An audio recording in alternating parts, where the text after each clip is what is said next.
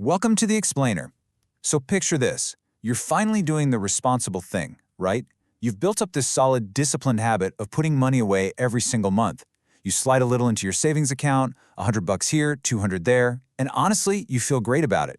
You feel responsible, financially mature, like you've conquered the absolute hardest part of personal finance.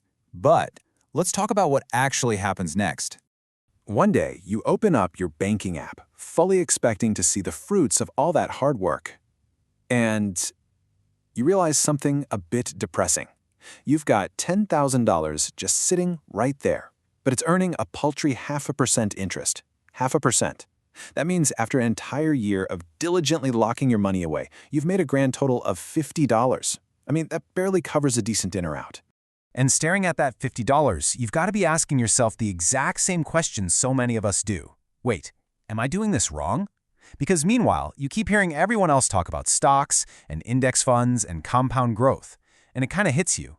Saving money is undeniably good, sure, but saving alone? It almost never builds actual wealth. So you're stuck. You know the saving part is crucial, but making that leap to actually growing your money? That's the real hurdle. Which brings us to Section 1, the savings illusion. Now, this might sound a little counterintuitive at first, but saving money alone is almost never going to make you wealthy. Saving is absolutely crucial, don't get me wrong, but it's really just phase one. You see, saving and investing actually have two completely different jobs.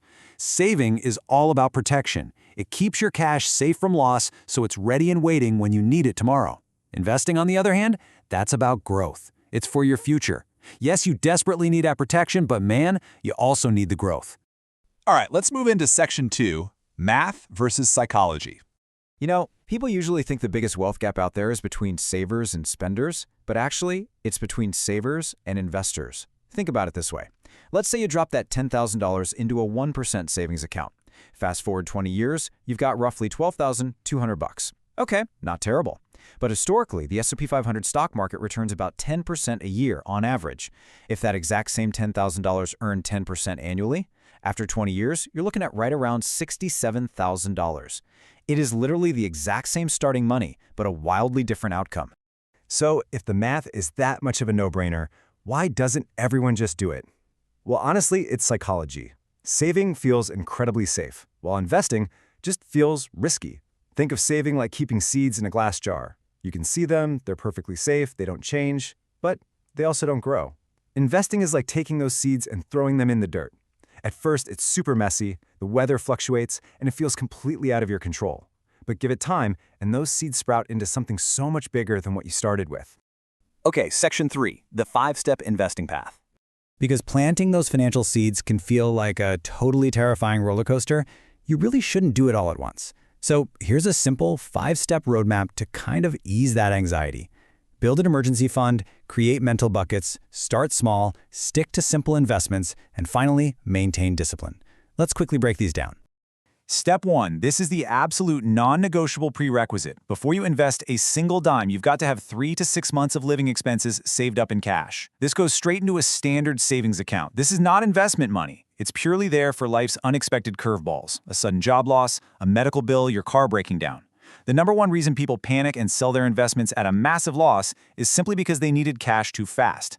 A rock-solid emergency fund protects your investments from, well, your own life. Step 2 is a brilliant little mental trick. You need 2 totally distinct buckets. Bucket 1 is your safety money. This money doesn't move, and it definitely doesn't take risks.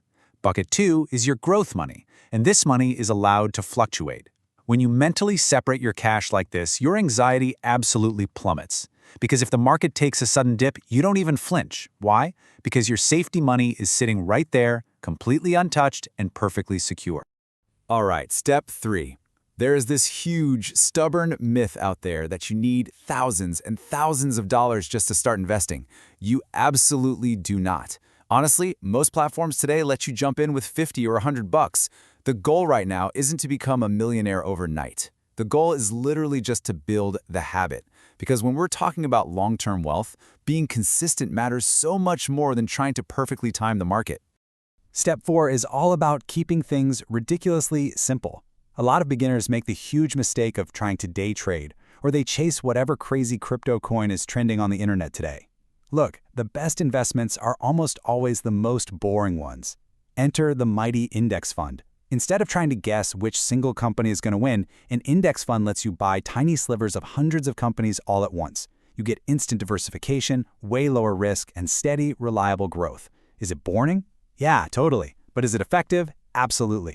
And hey, if you think index funds sound a bit too boring to actually make you money, think about this. The absolute greatest investors on the planet champion this exact strategy. The legendary Warren Buffett has said over and over again that low-cost index funds are the smartest choice for the vast majority of us. You really don't need to outsmart the market. You just need to show up and participate in it.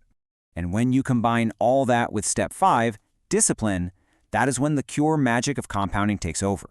Let's say you invest just $300 a month. Assuming an average annual return of 8%, after 25 years, you'd be sitting on roughly $285,000. But here's the crazy part. Look at the breakdown. You only contributed $90,000 of your own cash. That means almost $195,000 of that total is purely just investment growth. Honestly, that is the magic of just staying consistent over time. Which brings us to Section 4, Surviving Market Crashes. Now, keeping that discipline is obviously super tough. When the inevitable happens, the dreaded market crash. Because the second you start investing, I promise you, the market will eventually have a terrible week or even a terrible year. The news headlines will scream that the sky is falling and people will totally panic. But here is the secret. Market crashes are completely normal. They've happened dozens of times. A 5% drop on a random Tuesday, that's literally just part of the long-term process. Just think about how experienced investors handle a crash. Let's say on day 1 the market drops. Sure, it feels terrifying, but by year 1, because you've just kept stubbornly investing your $50 a month, your money is actually scooping up way more shares at steep discounts. Then by year 10, when the market inevitably recovers, all those cheap shares fuel some absolutely massive returns. Experienced investors don't panic. They think in decades, not days. They literally treat market drops like a giant clearance sale. So, when we bring all of this together, the core takeaway is pretty crystal clear. Saving your money gives you stability. It gives you that warm, cozy feeling of knowing that you can easily handle a flat tire or a broken fridge. But investing gives you freedom. And the sooner you can combine the protective stability of your savings with the expansive freedom of investing, the more incredibly powerful your financial future becomes. So take a hard look at your own accounts today. Ask yourself, are you stuck in the saving illusion, or are you actually building real wealth? Because every single day your money just sits there earning 0.5%, you are losing time that you literally cannot get back. Build your cash buffer, separate your money into buckets, and get those seeds in the dirt today. Thanks for joining me on The Explainer, and keep learning.